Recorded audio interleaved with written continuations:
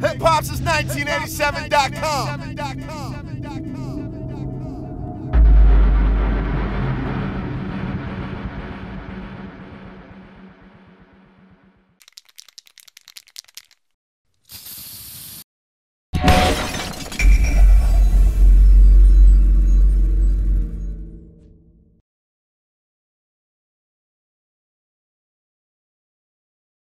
On the other side of the ball, coordinator, but Greg Schiano and the stuff that went down in Tennessee. What was that like, just witnessing that and having a connection with him?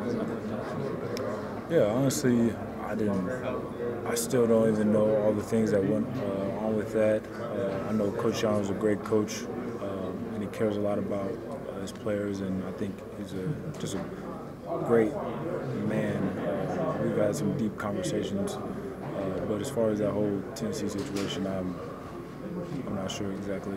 I couldn't speak on that. When you play at certain programs, there's pressure, but I don't think we asked you guys if you really enjoyed yourself, your time there, how much you enjoyed the whole thing, walking in, knowing what you walked into. So I feel like when I first got to Ohio State, there was a little bit of being that quarterback at Ohio State, that's a big deal, but I didn't know how big it was. And saying that, you go around the state of Ohio and people know you, everywhere you go, and then also, too, you get a lot more credit than you deserve, and then you also get a lot of blame that's probably not so deserved either. But I don't know, I love every bit about being a quarterback at Ohio State. I think that was one of the reasons why I came to Ohio State, was understanding the brotherhood and the bond that comes with playing quarterback there. And so my times there have been great. Can you talk about did it fly? Did it feel like it was, the joke was you were the 7-year? Yeah. I've only been there for 5 years. I redshirted 1 year.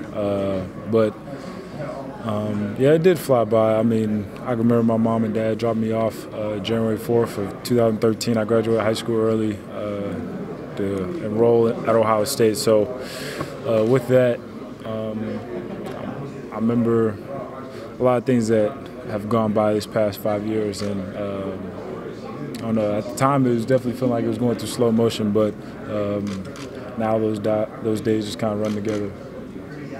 Can you talk about one of the greatest lessons you've learned at Ohio State? Greatest lessons? On or off the field? Yeah, I would say, I don't know, I think not just part of our program, but also just through life, things happen for a reason. I believe that God allows things to happen, bad things happen, then good things He allows to have blessings in our lives. And with that, you can also still learn from the bad things that happen as well. So, say we lose a game, being able to learn from those things, or even something that happens unfortunately in your life, trying to figure out how can you learn and grow from those things is something that I've learned at Ohio State. So I guess seeing it in a different perspective, the bad things to help you grow, and then also the things that have went well, try to enhance those things and get better. And that's, I guess, something that I learned from Coach Mara too. So if things are going wrong, you need to blow it up and change it. If things are going well, you need to enhance it and get stronger. Can I ask what your family would say the difference is in you from that day in January? They dropped you off to now? I'd probably say, I feel like the obvious answer would be more mature, but I don't know. Yes. I feel like I did a lot of growing. I think the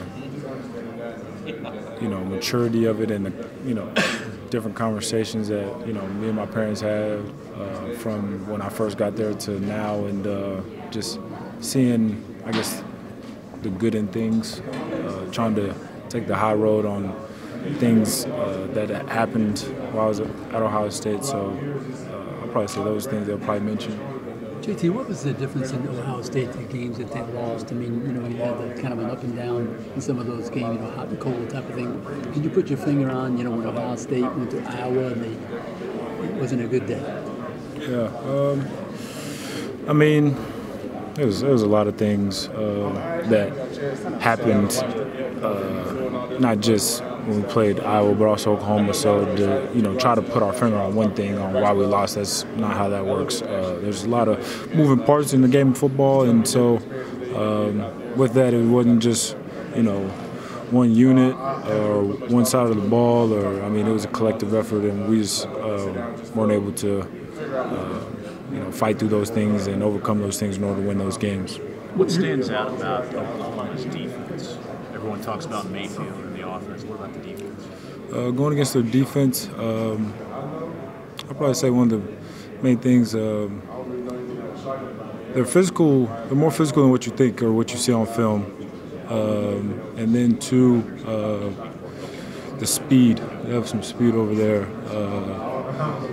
I think those two things stood out because on film you don't see them as physical than it appears, but then also the speed of them as well. There's some guys flying around the ball. Speed in the back and physical in the front, basically. Yeah, and even the linebackers, they like to roam. That's why they play that 3 down front, so those guys can clog up the middle and have those linebackers roam and make plays. So, I mean, just speed from linebackers in the secondary, and then also just the girth up front. What's your motivation against USC playing that bowl game? I mean, it's a bowl game. It's the last game of my college career, so that's motivation. In the state of Texas as well. In the great state of Texas. Have you begun to think about the next level yet, or are you still just focusing on the upcoming bowl games? Got to focus on the bowl game. There's going to be a time and place to be able to think about and talk about the things of the future. But right now, it's just focus on here at Ohio State and also trying to go win the Cotton Bowl.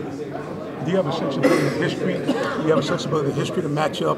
Obviously, Ohio State and USC, normally a Pac-10 and a Big Ten rivalry, and also playing in the Cotton Bowl. What does it mean to you? Yeah, so I remember I watched a special talking about, back when the Woody Hayes days, they went out there and played USC in the Rose Bowl. So understand that this goes way back and it's bigger than the players that are there now, and it's about the history of, like you said, of playing in the Rose Bowl. I mean, I know it's the Cotton Bowl, but it's Like a I think it's Rose Bowl going, yeah, Rose Bowl matchup. We're going to have that same atmosphere and intensity into it, and so with that, I think the guys are going to get a good understanding of how deep this runs, and it's bigger than just us, and so I think that's going to give us a little extra something to go out there and make sure that we win that game. And speaking of that, have any of the former players reached out to you and talked to you about it yet? No, not yet. None of them reached out yet, but they probably will. JT, one of the finalists for the Thorpe Award, Josh Jackson. What makes him so effective as a defensive back?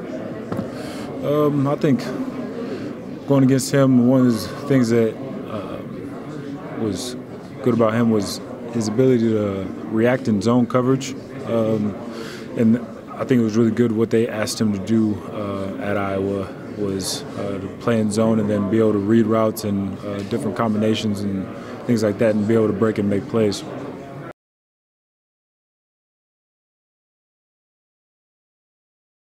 Hip Hop's is 1987.com.